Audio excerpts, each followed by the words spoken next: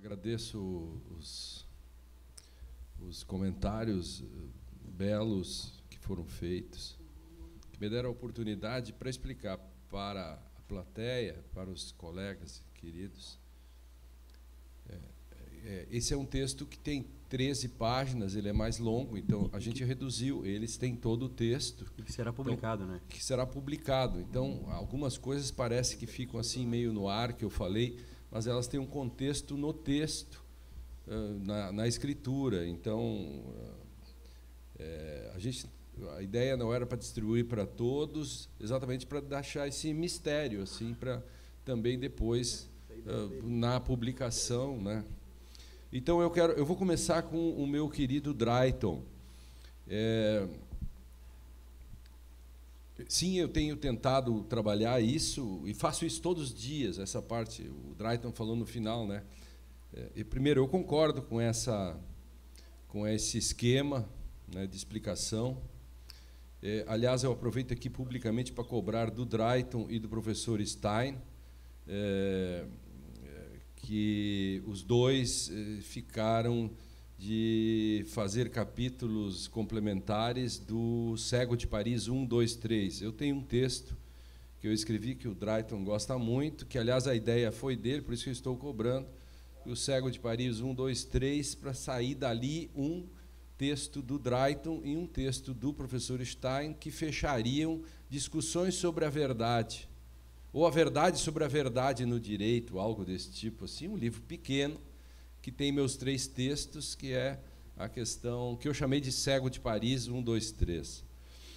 O Drayton, quando fala da questão do objeto, sujeito e linguagem, ser, conhecer e dizer, quando nós fizemos isso no Direito e Literatura, eu fiz uma pequena introdução sobre esse assunto num programa sobre subjetividade, ou sujeito moderno, algo desse tipo, e aí eu me permiti acrescentar um quarto, que tanto o Gerd, mais o Libânio e tantos, eles trabalham isso, e eu me permiti, lá no ar, apresentar um quarto, que é a dessubjetivação.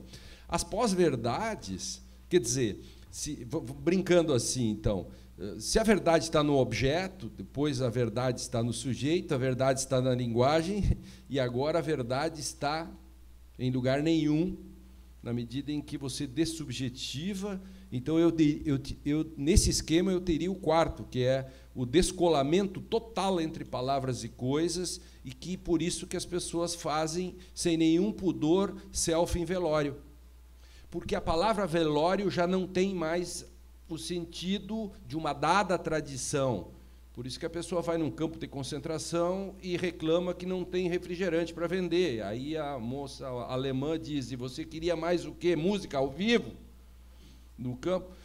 Então, nós perdemos essa capacidade. E isso me parece que a literatura mostra de forma brilhante, porque pensem comigo, né, essa questão da crítica que se pode fazer a partir da noção de, e o Drayton me pergunta, né, esse é o ponto de eu fazer isso todos os dias com os juízes, e faço isso toda semana no Conjur, né?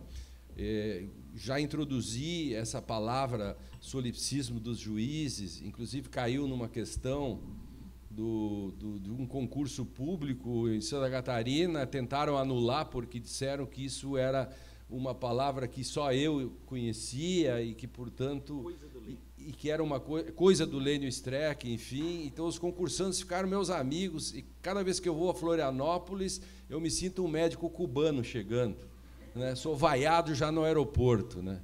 Então, mas não tem problema, eu acho que um homem que não tem inimigos é um fracassado, né? E você, obrigado. E você mede também, você mede o ser humano pelos seus amigos e pelos seus inimigos, e pelo tamanho deles. Então, sim, eu concordo com isso, acrescentando esse quarto. Acho fundamental, nesses tempos, acrescentar objeto, sujeito, linguagem, dessubjetivação, ou ser, conhecer, dizer, pós-verdades, enfim, porque esse é o momento mais perigoso, porque aí nós temos um problema. Temos aí, o Fábio pegou muito bem essa questão da esquizofrenia. Os juristas querem pôr o direito de forma arbitrária, como a Willi Zumach, um ato de vontade. No segundo momento, isso para eles usam o sujeito e sua barbárie moderna.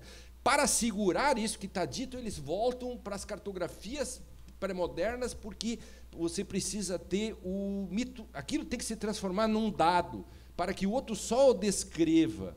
Isso é a esquizofrenia, né? E agora eles sofisticaram, já não basta simplesmente fazer isso num precedente, que não sabiam o que é, eles agora fazem pequenos enunciados, frases, prêt-à-porter, prêt-à-penser e prêt-à-parler. É um mundo perfeito. Eu não preciso me angustiar, quer dizer, o sujeito da modernidade tinha angústia, mas não sabia que tinha. Há um determinado... o sujeito se mata, etc. Aí começa a se dar conta pela intersubjetividade, vem depois a psicanálise, etc., resolve um pouco esse problema. Ainda hoje, enfim, não está bem resolvido isso, e por isso você vende tanto psicotrópicos. No direito, psicotrópico é o conceito. Os juristas se reúnem e fazem psicotrópicos. Para que eu me angustiar com os fatos do direito, com as coisas? Eu tenho um conceito que eu aplico independentemente, porque, afinal, isto já está posto, é uma capa de sentido, uma espécie de leito pro custo, e, daqui para frente, eu não preciso me angustiar, porque, afinal, não sou eu. Aí, eu não trouxe aqui, de novo, a questão como Shakespeare tratou bem disso, no Medida por Medida, em que o Ângelo 1 é o sujeito que não é ele, mas ele é um escravo da lei, e o Ângelo 2 é o dono da lei. Nós temos esses dois juízes, e pior, hoje nós temos os dois ao mesmo tempo, que usam ideologicamente os momentos diferentes. Ele é o mesmo, quando interessa, ele é o escravo da lei. E diz, não sou eu, está claro na lei, sou um escravo. Inclusive, no caso do Donadon, o ministro Barroso fez isso. Num primeiro momento, ele diz, eu sou quase um escravo da Constituição, quem caça o mandato é o parlamento. Num segundo momento, entra um mandado de segurança, como era o Donadon, condenado a 13 anos, ele diz, mas nesse caso, aí ele usa, então, a ponderação e outras coisas. Então, ele usa os dois sujeitos. Então, nesse sentido, sim, concordamos, e acho que dá para ir mais longe nessa questão, né? Eu quero o Fábio, muito obrigado, Fábio. Essa questão da esquizofrenia, para mim, é o ponto central, que você pegou bem. Só para dizer assim, quando eu estou falando aqui antimetafísica, eu estou falando da metafísica ontoteológica. Essa é uma questão que o Stein trabalha a partir dos dois caminhos de Aristóteles. Então, há uma verdadeira metafísica, uma boa metafísica, e é aquela que não fez a diferença ontológica, que é essa que identifica o ser. Eu sei que isso é bem complicado e tal, talvez eu até tenha que fazer uma nota nesse texto para deixar isso mais claro, né? O personagem Ampk-Dumpk, que representa, digamos assim, Fábio, esse sujeito que diz o que quer, tanto é que tem um autor que chama Chiassoni, um italiano, que é um positivista italiano, em que ele diz que o Kelsen, nessa sua concepção de decisionista, no nível de baixo, em que o juiz faz um ato de vontade, que eu chamo de a Willi Zumach, quando diz assim, ato de vontade, e eu boto atrás de poder, para mim é a mesma coisa, nesse sentido, e não só eu que digo que essa ligação de Kelsen com o niilismo, não sou eu, descobri vários autores que dizem isso também, eu dizia isso já há 15, 20 anos, descobri agora, tem outros também dizem, que essa questão, quando ele fala em vontade de poder, essa vontade de poder em Kelsen é uma vontade de... ato de vontade é um ato de vontade de poder, por isso que o juiz põe, porque o juiz faz a lei, e eu não tenho como segurá-lo, porque Kelsen não separa direito e moral, e, portanto, ele não viola a lei de Hume. Então, eu diria que só dois autores mais conhecidos e um menos conhecido, que sou eu. Dois autores não violam a lei de Hume, que eu chamo de... E depois eu chamo de guilhotina de Lênio Streck, que é quem separou o direito da moral foi a moral. E, portanto, como quem fala que direito e moral estão separados, está fazendo um juízo moral. Não há um ponto arquimediano para falar sobre isso, né? Então, nesse sentido, o sujeito, o Humpty-Dumpty, é exatamente a crítica que o Lewis Carroll faz a esse um pouco do sofista, mas que se arrasta para dentro da modernidade. E o constrangimento epistemológico é o modo que nos resta para nós, no direito, fazer isso. E a literatura pode nos ajudar a fazer o constrangimento. Tanto é que o verbete, vários verbetes daqui desse dicionário estão recheados de literatura, porque com eles eu posso construir, porque para o jurista eu tenho que constranger epistemologicamente, né, de um modo, porque quando o juiz, veja que direito é imputação, então pensem comigo, por que o juiz, quando ele está decidindo, e aí vai a resposta para todos já, quando ele está decidindo entre, vamos supor que ele tem uma disputa para dizer um tipo de carne, entre picanhas e fraldinhas, e ele, imputacionalmente, ele diz, porque ele detém o ato de vontade, imputacionalmente ele diz, isto aqui é uma picanha, embora ela seja fraldinha, mas ele manda, ele dispõe, ele diz, sim, é uma fraldinha. E vale, se ninguém recorrer, fica valendo, vira direito e depois, enfim. Mas por que quando ele vai no açougue, por que ele não aponta para a fraldinha e diz, me dá esta picanha? Porque ali há outra tradição, é uma tradição autêntica que o constrange, que o açougueiro, as pré-compreensões do açougueiro, seus assessores, o universo do açougue, que se ele fizer isso, ele será constrangido. Porque, assim como eu digo que isto é um ônibus, e não posso assinar um documento com um ônibus, por que o juiz, que no seu universo, que tem o Skeptron, ele diz o que quer e se transforma em Humpty-Dumpty? E por que no seu cotidiano ele não faz? Porque no seu cotidiano ele tem constrangimentos.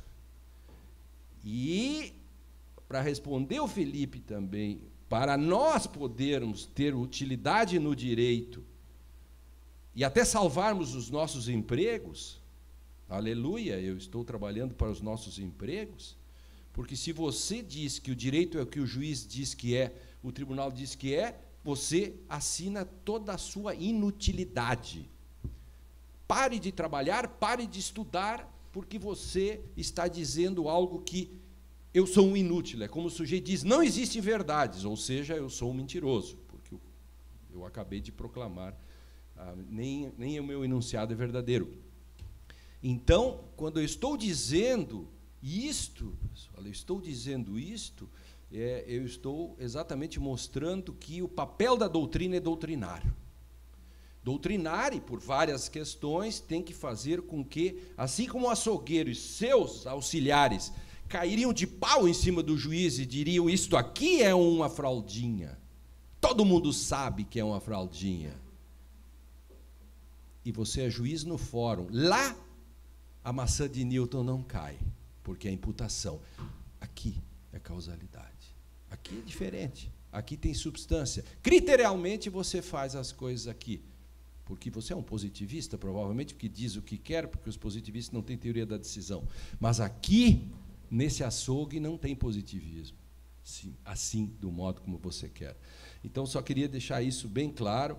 E outra, Felipe, essa questão do desamparo, eu concordo com você, eu quero dizer que uma das coisas que nós não podemos errar é o seguinte, eu não quero heideggerizar o direito, gadamerizar o direito, dworkinizar o direito, lenizar o direito ou qualquer coisa.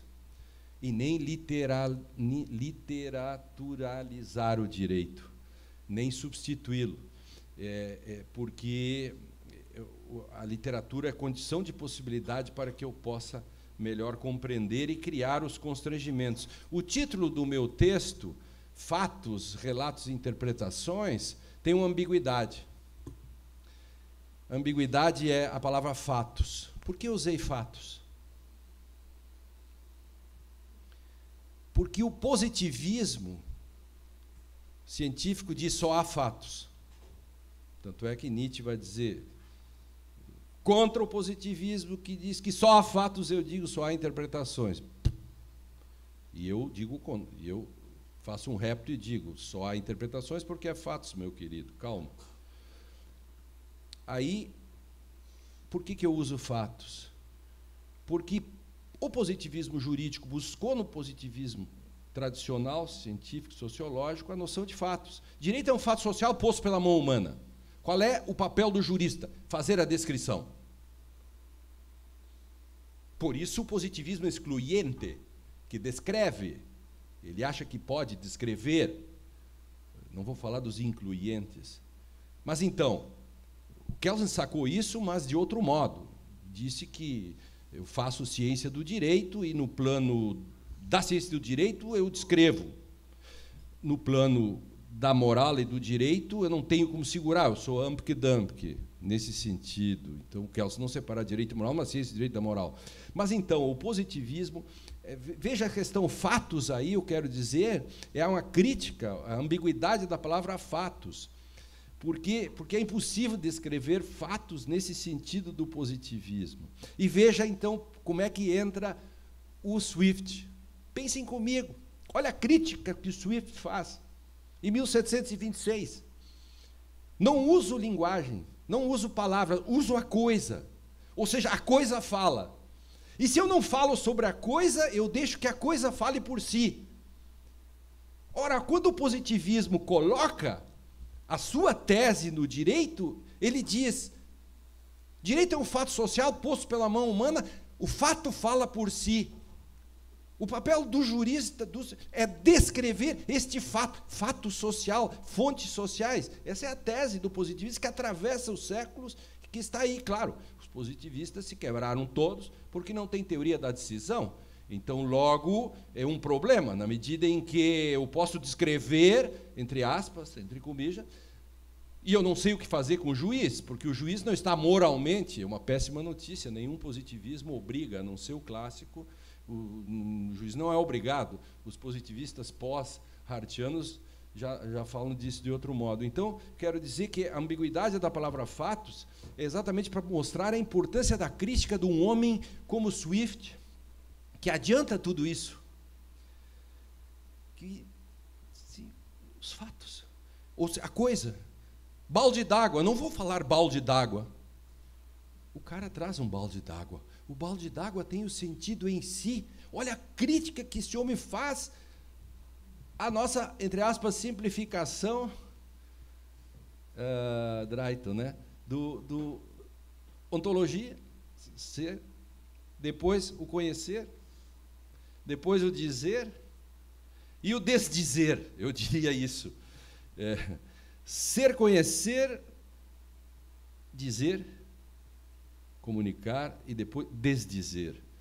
Ou seja, eu posso negar, inclusive, a história, porque se eu descolo palavras e coisas, eu posso dizer qualquer coisa sobre qualquer coisa. Bueno, essa era a tese criticada por tantos outros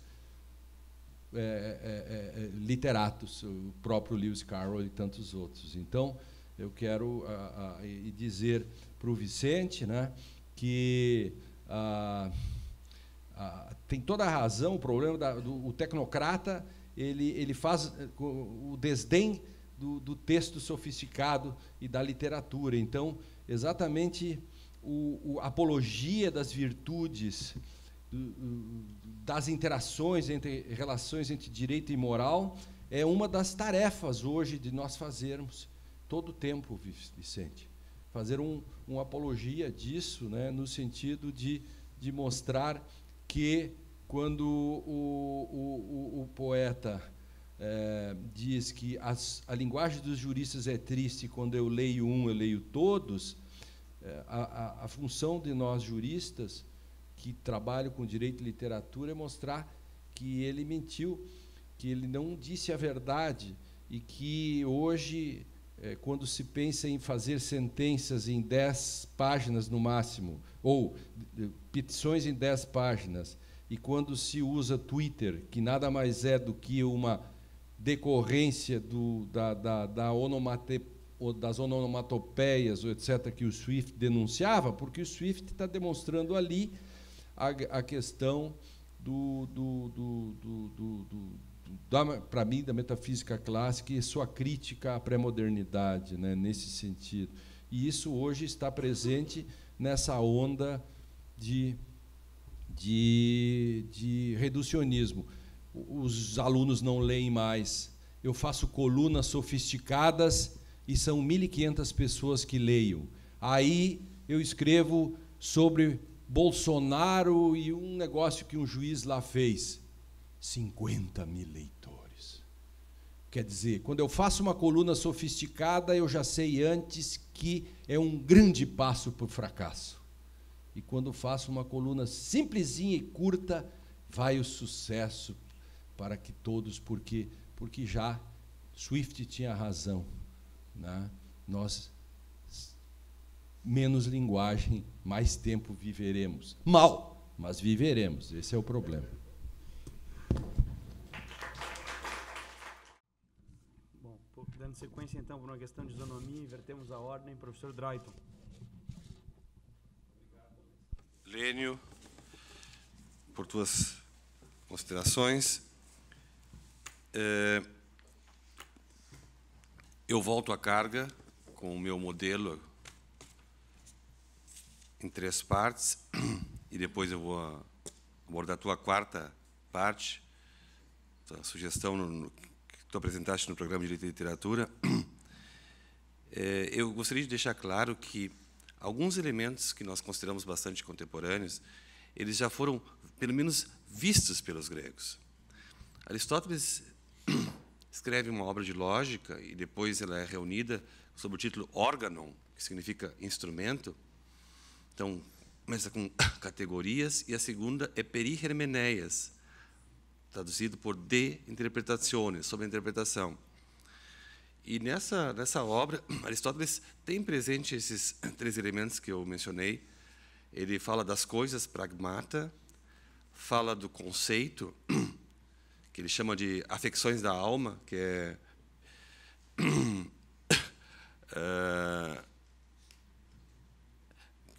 é o segundo momento,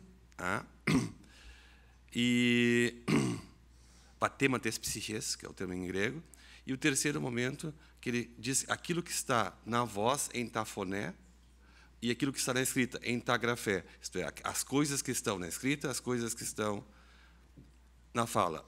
O problema dele é que ele achava que essas afecções da alma elas seriam iguais em todo lugar e em todo tempo. Esse é o elemento ingênuo dele. E no século XIX, 18, 19, Wilhelm von Humboldt, ao acentuar que língua e cultura são inseparáveis, corrigiria, mas já está, de alguma forma, presente lá. Então, esses 3 momentos, com esse acréscimo do Lênio agora, desse espécie de desaparecimento do sujeito, e se fala muito, há muita literatura sobre isso, o Verschwinden des Objektes, o desaparecimento do sujeito, ou a morte do sujeito. Na filosofia, há uma expressão chamada morte da filosofia, e Henrique Cláudio Lima Vaz, brilhante filósofo brasileiro, escreveu um texto fantástico sobre isso, irônico, dizendo que ele nunca viu que um morto declare sua própria morte. Ele nunca houve tanto texto de filosofia como no momento presente, enciclopédias, inclusive o dicionário. E aí, então, seria uma autodeclaração da morte, isso não pode ser o caso. Então, e a questão do desaparecimento do sujeito é uma questão muito complexa, especialmente para o penalista Fábio Dávila, aqui na mesa. Se não há sujeito, não sei como é que posso falar de imputabilidade, falar de aplicação de penas, se desaparece a subjetividade. E um exemplo literário aparece isso, é em Samuel Beckett, numa obra traduzida em português como Inominável, quando ele fala que não se fala mais eu penso, mas na tradução alemã é es wird gedacht, pensa-se. Então, a literatura também ilustra esse quarto momento expresso pelo Lênio, que é altamente problemático. Mas, voltando ao texto do Lênio, posso ainda, André, né, voltar ao texto, né? O Lênio chama atenção para esse caráter problemático do só mostrar, vamos dizer assim, mostrar. A linguagem tem uma função deítica, não é, Henriette? De mostrar. É um verbo grego, deiknimi, que é o verbo mostrar, mas ela não pode se restringir esse elemento do apenas mostrar. Então, o Lênio propõe essa correção. Outro problema exposto pelo Lênio, e aí, de novo, os pressupostos filosóficos da obra streckiana, a questão da relação, a tensão entre pergunta e resposta, que é uma questão da hermenêutica, que é uma questão clássica nesse contexto. Stein escreveu sobre isso. E o Lênio quer mostrar, e faz isso com propriedade, que mais importante que a resposta é a pergunta. Essa dialética entre Frage e Antwort, pergunta e resposta. E o Lênio, no texto dele, ele critica essa pretensão arrogante de ter resposta para tudo e descurar a importância da pergunta, da questão, e quaestio, em latim, o verbo quaerere, que é o verbo buscar, procurar. Então, como se nós tivéssemos um arsenal, um depósito de respostas para as perguntas possíveis, e, no caso do direito, nós teríamos um computador com algoritmos que resolveria todos os nossos problemas, porque eu coloco o problema lá, já tem uma resposta pronta. Ou eu pensei num outro modelo, ligado mais à tradição cristã, que é o modelo do catecismo. Eu tenho a pergunta e tenho a resposta. O catecismo, que é uma espécie de gênero literário, nas versões mais contemporâneas, ele não trabalha com perguntas e respostas, mas, tradicionalmente, ele trabalhava com pergunta e resposta. Quem é Deus? Então, minha resposta. É isso que o Lênio quer combater aqui. Uma espécie de depósito de respostas às perguntas que possam, eventualmente, surgir. E a crítica que o Lênio faz também, que eu subscrevo, a teoria dessa configuração ou da cópia, a Bildtheorie, como se o nosso entendimento ele pudesse apenas ser uma espécie de manifestação em forma de cópia daquilo que é a realidade. O subtítulo do trabalho do Lênio fala em alguns sentidos. Ele usa o termo cegueira e ele usa o termo surdez. A cegueira está ligada ao sentido da visão, que é uma imagem clássica para conhecimento no Ocidente, o conhecimento visto como visão intelectual. Em grego, um dos verbos para ver é o verbo horao. Aí vem panorama, que é ver o todo, ver tudo. E uma forma de passado, que é o auristo do horao, é eidon, e aí vem ideia. Na concepção grega, o conhecimento é uma espécie de visão, e visão intelectual. Depois nós conhecemos a famosa obra do Cusanos, Nicolau de Cusa, De Visione Dei, a sobrevisão de Deus, como ele vê e como ele vê. E o Lênio também usa o termo surdez. Então, ele, de novo, usa outro sentido. O que está aqui pressuposto naquilo que o Lênio coloca? Ele está colocando assim, sentidos que, de alguma forma, são uma espécie de acesso à realidade. Então, eu me aproximo da realidade através dos meus sentidos. Ele citou dois, a visão e a audição. Então, ao dizer isso, ele já está apontando para esse elemento mediador do sujeito cognoscente. Se eu sou daltônico, e é o caso, eu vejo o mundo de uma forma, não certamente, não, seguramente não como uma forma como vocês veem. E eu sou daltônico mesmo. O daltônico que ele vai no, você também vai no oftalmologista e diz: o que está vendo ali? Que letra é aquela ali? Não, é Z. E eu sou daltônico. E, por sinal, eu não vejo uma cor que, para mim, desapareceu do meu horizonte de compreensão, que é o azul. Eu só vejo vermelho.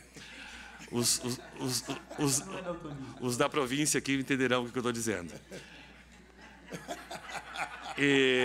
Então, o Lênio tem daltonismo em outro sentido. Acabou o tempo? Não, agora sim. Então eu só quero concluir da seguinte forma. Grande mérito do Lênio. E eu sou alguém da filosofia que foi para o direito. O Lênio aponta os pressupostos filosóficos do direito. Evidentemente que eu não vou exigir que um jurista, um juiz, um promotor, um advogado permanentemente reflita sobre os pressupostos. Não posso exigir isso.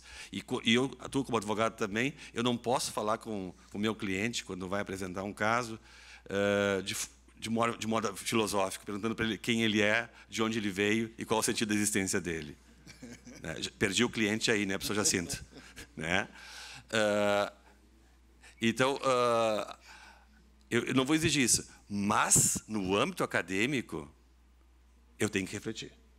Aqui, eu tenho que refletir sobre uma série de categorias que aparecem e que o direito, às vezes, trata com muita facilidade, com muita tranquilidade, e são altamente complexos. Então, eu diria que esse é o grande mérito da obra do Lênio, chamar a atenção para que esse fato de que não há ausência de pressupostos. Há uma palavra em alemão para dizer tudo o que eu disse agora: não há ausência de pressupostos, que é Voraussetzungslosigkeit, que é um problema de Hegel. Se eu posso começar a filosofar sem pressupostos, eu não posso fazer direito, não posso atuar no direito sem pressupostos. E, para finalizar, já que o Fábio citou o Fernando Pessoa, eu concluo com o Fernando Pessoa também,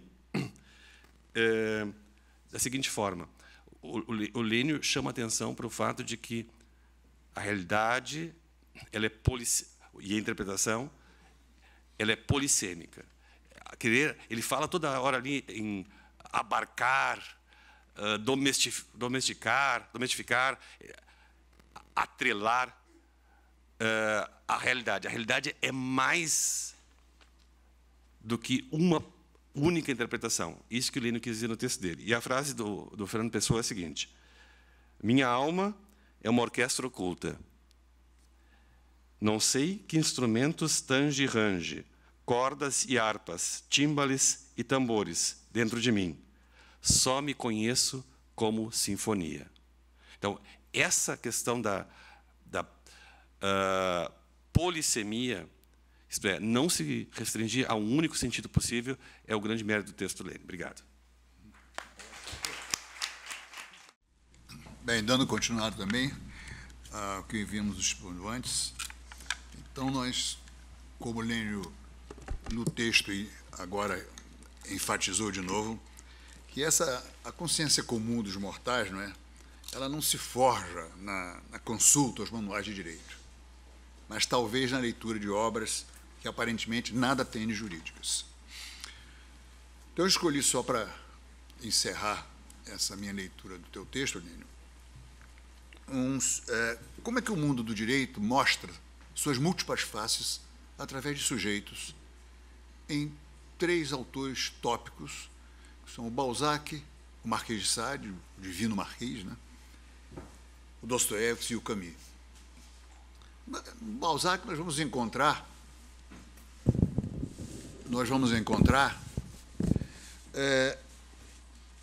o brilho, né? E a zona sombria, né, da sociedade burguesa, onde os interesses financeiros encontram-se de braços dados com o crime.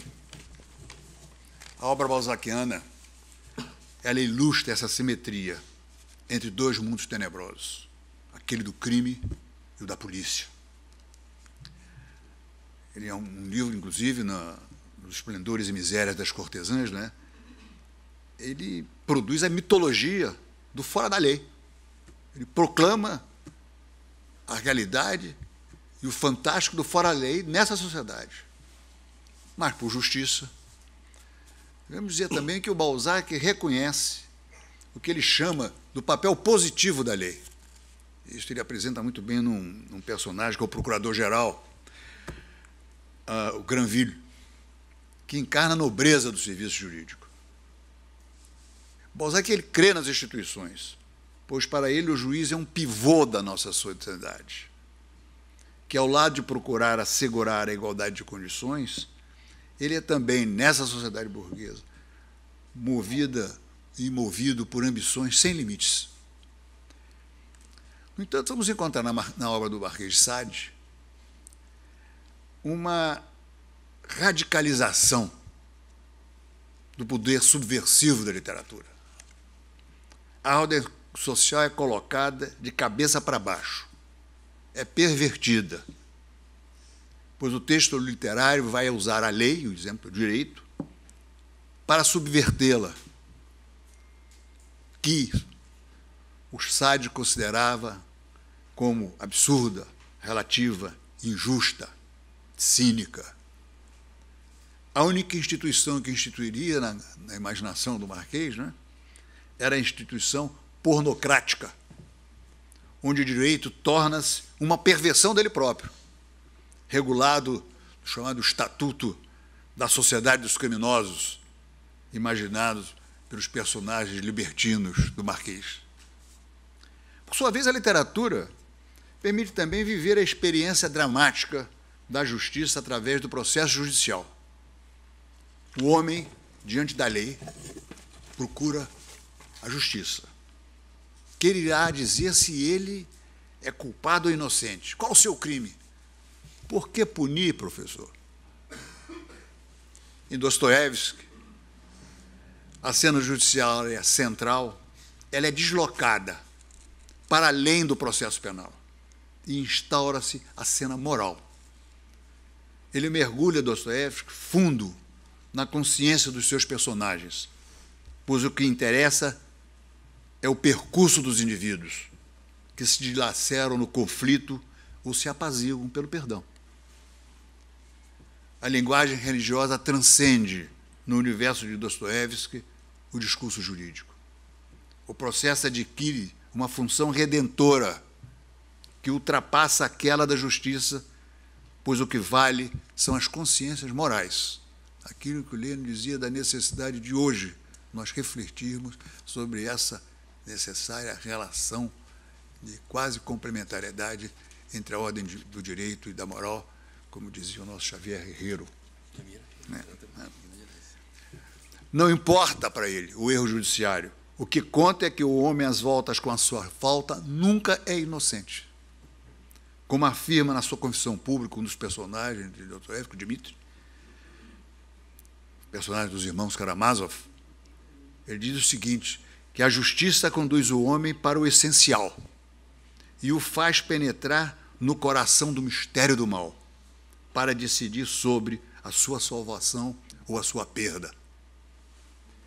Outro aspecto do processo judicial, que perpassa a obra de diferentes autores, é a da confissão. É em Albert Camus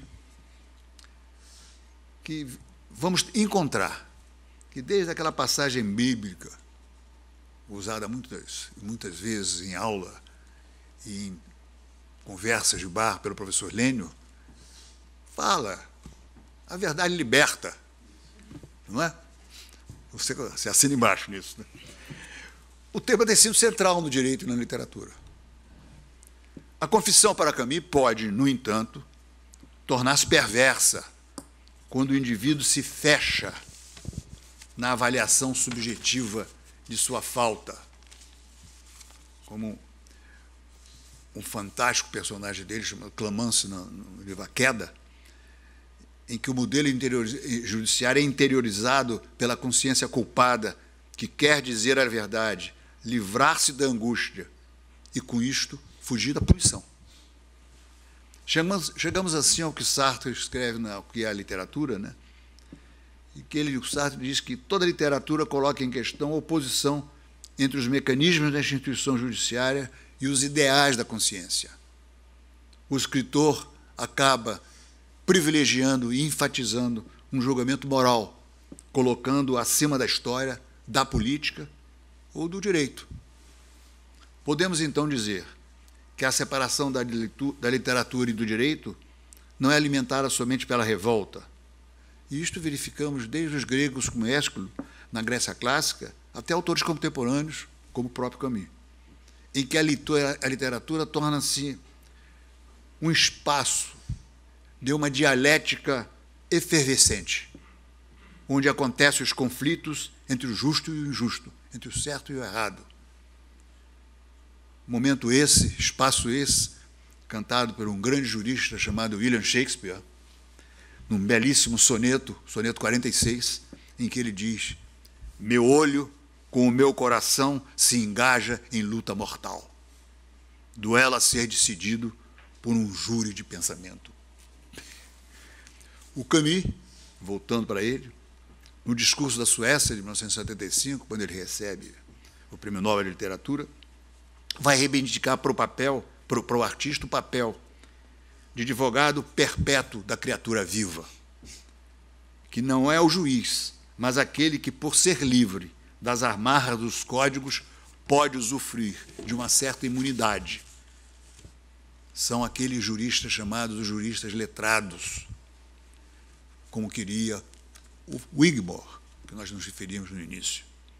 A interpretação dada pelo jurista à vida e ao homem deve, entretanto, ser rigorosa, porque os seus personagens não são seres fictícios, mas de carne e osso, com suas virtudes e vícios, grandezas e misérias. Nesse sentido, o direito, como disse o Antônio Garapon, um juiz, o direito é um poema sério. Torna-se importante, portanto, que se responda à indagação de Lênin Streck, devolvendo-se o direito e a justiça à vida, através da seiva da literatura, e, portanto, retirando ambos da guarda dos juristas dogmáticos, dos positivistas, que gostariam de permanecer como seus únicos usufrutuários. Isto porque a literatura abre para o mundo do direito visões proféticas, não prisioneiras do dogmatismo. Pois, e para concluir, como escreveu também um outro poeta, Shelley, os poetas são os legisladores do mundo. Yo intuía que el uso del término fato era deliberadamente ambiguo y que la dirección en la que orientabas tu manifiesto, Arenga, iba a ir en una línea distinta a la que yo quería plantear, pero yo no quería dejar de plantear lo que he planteado, es decir, que, y volviendo a algo que me pareció muy importante en tu texto, que planteases cómo salvar la ceguera y la sordera, la surdez de los juristas en su práctica diaria. Es decir, ¿qué ocurre cuando, por ejemplo, Fabio, si no hubiese tenido ningún tipo de interés por estas cuestiones y como penalista, de pronto encuentra que puede tener aquí una nueva herramienta? A mí me preocupa mucho este asunto porque la academia puede quedarse en la academia y tenemos una obligación dentro de la academia, pero claro, en la docencia no siempre hablamos a gente que luego va a querer seguir avanzando en estas cuestiones. Pero a mí me gustaría que al menos esa herramienta la adquiriesen. Y esa es la línea de mi propuesta de ampliación del término hecho o el añadido del término dato a lo que tú planteabas. Yo creo que si eso se ve desde la perspectiva en que los datos son los que suponen un elemento descriptivo y que el hecho es una construcción, permitirá que el jurista que utiliza la literatura como una herramienta. Vicente ha hablado de devolver el derecho a la vida y hacerlo a través de la literatura, y me parece muy importante. Antes también Drayton ha hablado de que lo importante, y eso me parece esencial, lo importante es hacer preguntas, es saber hacer preguntas más allá de tener respuestas, que sabemos que es bastante ingenuo.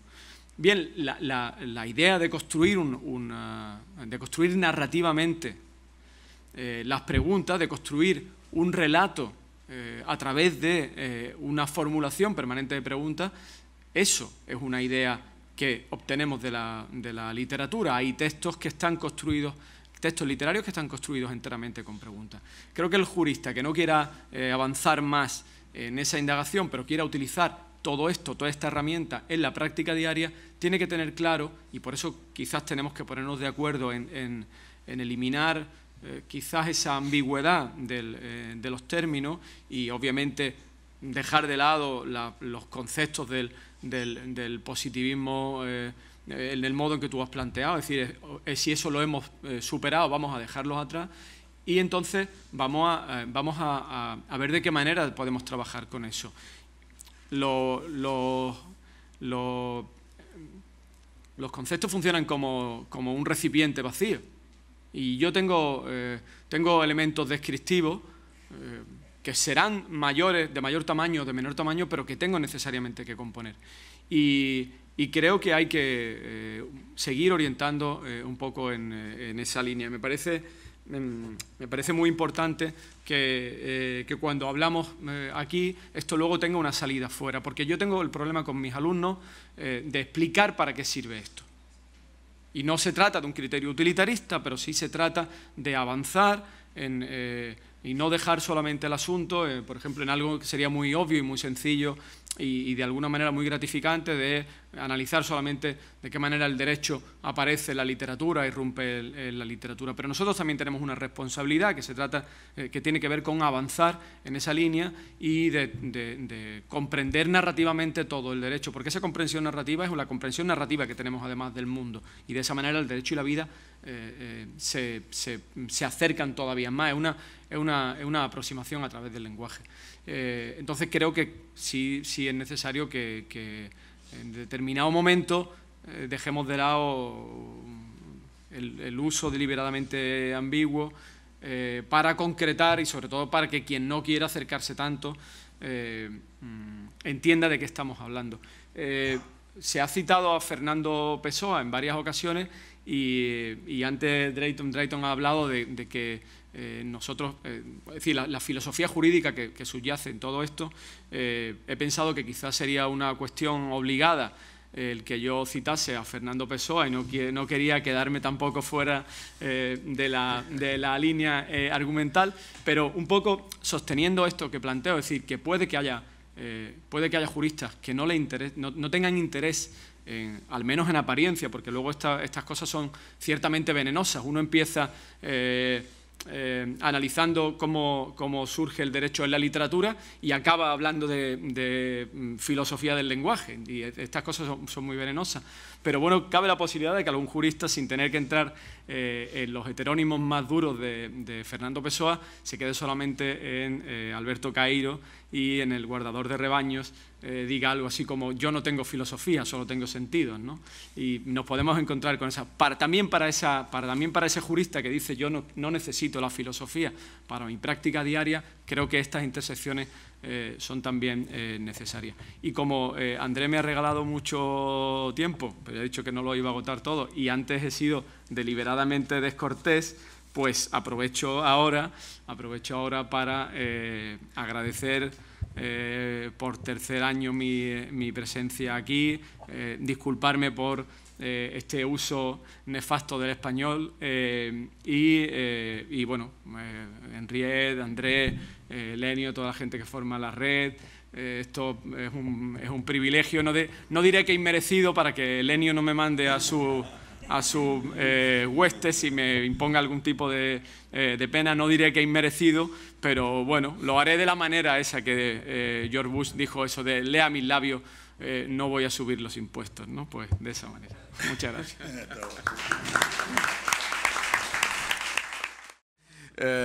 É um privilégio realmente estar aqui e preciso também dizer o que não disse no início, que estou de pleno acordo com as ideias centrais do texto do professor Streck, que, aliás, é uma pena que todos não tivessem em mãos, porque há muitas coisas que fazem sentido a partir do texto. Então, realmente, eu penso que a leitura é obrigatória quando as coisas vierem a público, não é? Mas gostaria de registrar aqui que eu não posso estar mais de acordo do que estou em relação à resposta do professor Lênio, que já imaginava que seria esta, acerca do papel de constranger, do papel de constrangimento. Eu tive a felicidade, e eu também me permito aqui fazer esse registro, de estar há 2 semanas atrás num evento muito importante na Universidade de Coimbra, que celebrava os 150 anos da abolição da pena de morte. Era um evento que tinha um simbolismo muito especial.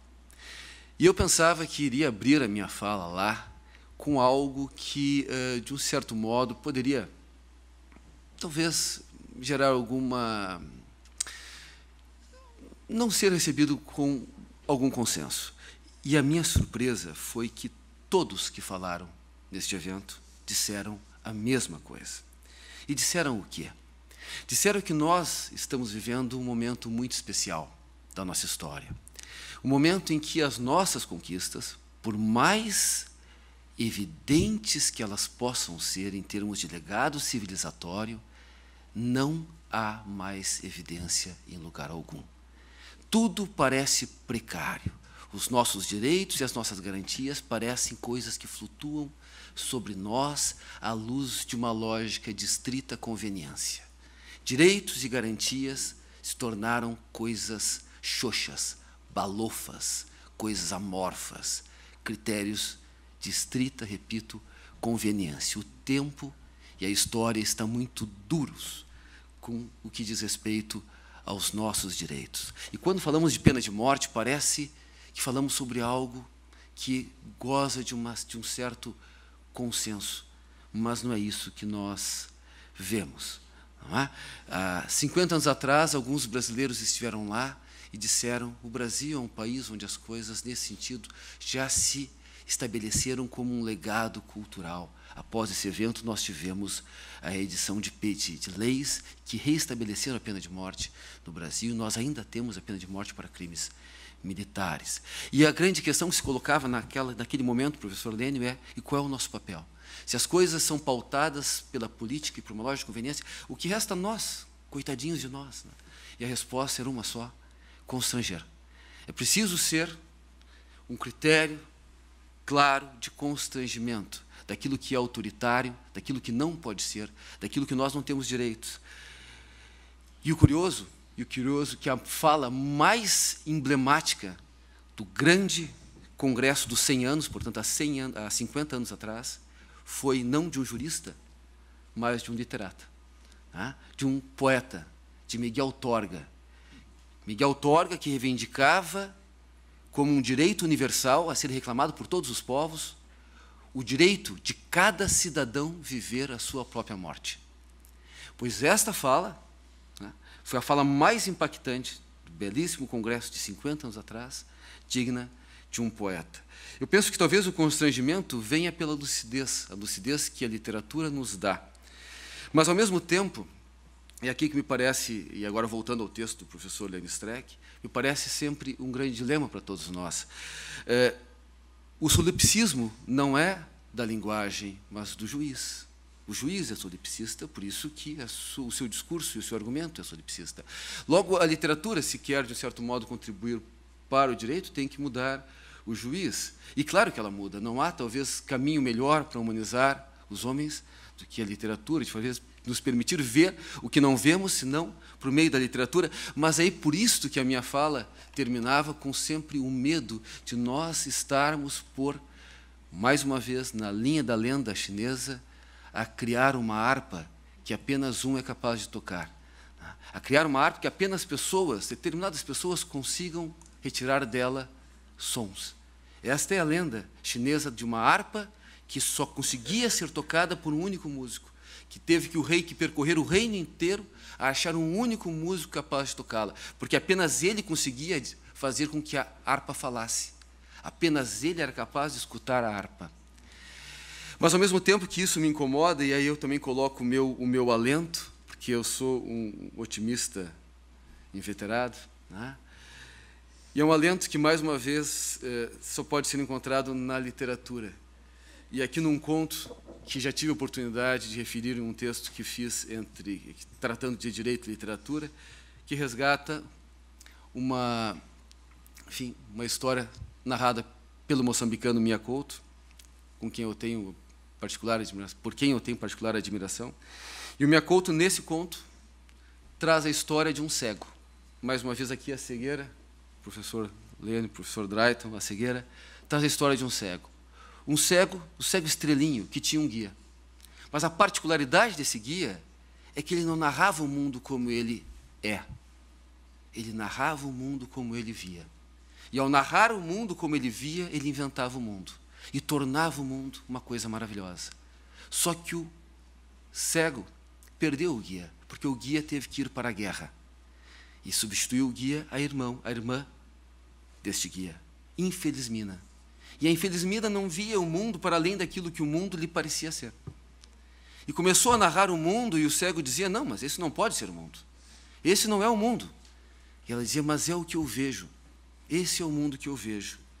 E a solução do cego foi fácil, foi simples. Tu não estás vendo bem. E tomou a mão de Infelizmina e disse, venha, agora eu vou lhe mostrar o mundo. E o cego passou a ser quem unicamente conseguia ver o mundo. Então, talvez nessa metáfora, já que vivemos uma manhã de muitas metáforas, nós possamos ter, talvez não uma literatura que nos permita músicos que sejam únicos, mas sim uma arte que possa fazer da cegueira uma evidência. Muito obrigado e, professor Lênio, meus parabéns pelo belíssimo texto. Muito obrigado. Desnecessário falar sobre o agradecimento à riqueza que vocês trouxeram e a poesia que também trouxeram, emocionante. Eu esses dias li e reli o Inquisidor, aquela parte de Dostoiévski. Que texto impactante. Que texto impactante. Eu não consigo dizê-lo aqui porque ele é emocionante para mim. Então, provavelmente, eu não conseguiria contar até o final o modo como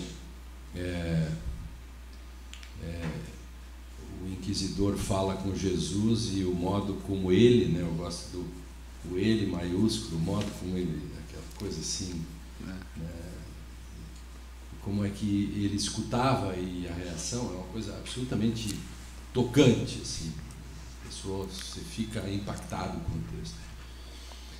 É assim como eu fiquei também com os textos belos que vocês relataram dos poemas, da poesia, poesia, enfim, que nada seja onde falta a palavra, né, diz o Stephen Georg, né. Aliás, eu cito o Stephen Georg na parte final do texto e falo da Hilde Donin também, que palavras e coisas viviam juntas, depois se separaram, e eu disse, e nunca mais se juntaram. Isso é um pouco da pós-modernidade. Então, essa criação que eu fiz sobre o verbete constrangimento epistemológico, Fábio, é uma coisa que parece ser o elo de ligação que, dentro desse constrangimento, nós podemos usar aquilo, né, o modo constrangedor. Inclusive, um sujeito que ganhou um prêmio, não sei se ganhou o prêmio Nobel, ele mostra por que é que os chineses pararam de amarrar os pés das crianças, por que é que terminou a escravidão, porque os duelos terminaram na Inglaterra, por vergonha e constrangimento. Isso me parece, o Jacinto às vezes fala também dessa questão de fazê-los passar vergonha e tal, algo assim. Essa coisa, por isso, é o constrangimento. Nós temos que ter, não sei se o Flávio está aí, lá em cima, o Flávio. Nós estamos fazendo um texto junto agora, o Flávio e eu. Nós temos que constranger o judiciário e os operadores a tal ponto que se sintam envergonhados, assim, no sentido epistêmico, não a vergonha assim, algo que constranja, como alguém que tem um papel a cumprir e não cumpre, com isso se sinta, com a palavra, constrangido mesmo. Então, o verbete que está aqui, o verbete número 6, colado com a resposta adequada, eu mostro essa questão do açougue, da picanha, e mostro essa questão. E também, uma coisa que eu tenho batalhado muito, esse livro, que é Diálogos com Lênio Streck, que são 130 perguntas. 25 perguntas e respostas são todas sobre a questão disso que nós falamos, o sujeito moderno, a sua barbárie, de como a linguagem interior acaba não sendo constrangida suficientemente pela linguagem externa, pública. Então, essa questão da importância de Wittgenstein também, né, na questão, não há linguagem privada, só a linguagem pública, e como esse sujeito, né, que acaba sendo, sim, ainda, né, um Selbsüchtiger, que a tradução melhor que tem é um sujeito viciado em si mesmo, que é algo mais duro de tradução do que o sujeito que é viciado em si mesmo, que diz: eu decido assim porque quero. Ah, mas a Constituição diz isso, mas isto eu acho que eu vou diminuir a impunidade, mas a Constituição diz, mas poderíamos dizer isso de outro modo, mas, Excelência, a linguagem pública, que lhe constrange, o senhor não vai fazer nada com relação a essas? Não, porque eu dou às palavras o sentido que quero. De novo, nós voltamos àquilo, né? Então, a intersubjetividade, né, que é o modo de vencer essa racionalidade teológica, e eu tenho conversado bastante com o Drayton, estou começando uma pesquisa sobre isso, Drayton, a partir de tua sugestão, a partir do Hans Albert, sobre aquele texto que tu me mandaste, sobre a questão da racionalidade teológica. As pessoas vão ao judiciário e o judiciário pensa que você está perguntando a opinião dele, do juiz. Aí você tem que ter um modo de dizer de forma educada, e aí vem uma questão aí estratégica, como fazer isso, e a literatura pode ajudar. Dizer assim: olha, eu não vim pedir sua opinião, eu vim pedir uma opinião que está para além de você, aquilo que transcende você, que é a linguagem pública, isto é, eu vim aqui para buscar uma picanha que todos conhecem como picanha, mesmo que você diga que é uma costela. Esse não é o seu espaço para poder dizer qualquer coisa sobre qualquer coisa, porque a democracia só se deu certo pela intersubjetividade.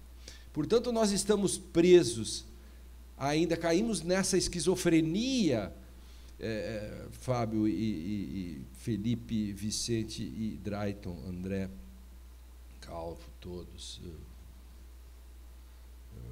Carco, Valice, todos queridos. Nós estamos presos à metafísica moderna, usamos a metafísica clássica para dominar e fixar os dados, saltamos sobre a intersubjetividade e sonhamos com o relativismo das pós-verdades. Por quê? Porque aquilo que estabelecemos, fixamos, pode não nos ser suficiente. Aí nós queremos mais. Queremos dizer qualquer coisa sobre qualquer coisa, na medida em que as coisas que nós mesmos fixamos já não são suficientes, porque queremos mais poder sobre as coisas. E Humpty Dumpty é o herói que, embora surgido no auge da modernidade para fazer críticas aos sofistas, essa é a minha leitura, ele hoje ilumina o futuro, principalmente o futuro da comunidade jurídica. Quer dizer, quantas coisas nós precisamos ainda fazer para conseguir fazer com que tudo isso que nós escrevemos cotidianamente tenha um sentido. Processo, que é um processo. Desde a aurora da civilização até os nossos dias, nós queremos dar nome às coisas, o nomoteta, dador de nomes, o Gesetzgeber em alemão, enfim. Quando nós queremos dizer um nome, nós queremos fazemos um processo. Nós chegamos hoje em dia, para buscar uma verdade, seja ela como podemos definir,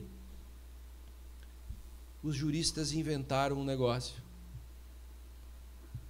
Eles primeiro dizem uma coisa, afirmam e depois buscam justificação e chamam a isso de teorias da argumentação. É fantástico. É fantástico. Eu criei com isso a aporia da ponte. Quer dizer, como é possível que eu atravesse o abismo gnoseológico do conhecimento, chegue do outro lado e depois volte para construir a ponte pela qual eu já passei? Se ela é minha condição de possibilidade, como eu posso chegar do outro lado e depois voltar para... Mas se eu já passei, é minha condição. Então, processo é condição de possibilidade no direito. Todos os juristas que dizem que processo é instrumento, ou que primeiro decide, depois fundamento, etc., ou que decisão é um ato de vontade, ou os precedentalistas brasileiros que dizem que o precedente se faz por um ato de vontade, céus, dão um tiro no próprio pé. Se eles têm razão, eles estão desempregados. Porque se o direito é isso, é o juiz que dá o sentido. Imagine se fosse assim no cotidiano. Imagina se você pudesse chamar o ônibus de copo d'água e poderia morrer de sede, ser atropelado ou vice-versa. Ora, essa é a questão do nosso modo de estar no mundo. Então, por isso que, quando nós falamos em hermenêutica, nós falamos, textos são eventos. Vocês são um texto. Ontem o Calvo dizia isso, esse copo é um evento, tem um caráter universal, de universalidade essa questão, é a compreensão como condição de possibilidade. Então, a nossa tarefa, e a literatura vem, tudo que nós falamos, imagina, esse caleidoscópio de textos que nós temos aí, todos eles apontam para as grandes questões que afligem os juristas, das mínimas coisas, de dar sentido, de como interpretar e como decidir. E, finalmente, decidir não é escolher. Decidir é diferente de escolher. Os juízes acham que eles escolhem sentidos. Por que o sujeito, quando vem vindo uma onça, ele não escolhe uma não onça? Afinal, ele dá às palavras o sentido que quer e dá às coisas o sentido que quer. Por que ele, quando vem uma onça, ele sai correndo? Porque ele já sabe de antemão que a onça já vem onçada com ele. O mensageiro já vem com a mensagem. E os juristas fazem coisas do tipo dos fatos. E na segunda parte, do direito. Acho fantástico isso. Primeiro os fatos. Então, os fatos são nus, crus, e depois a gente bota as capas de sentido.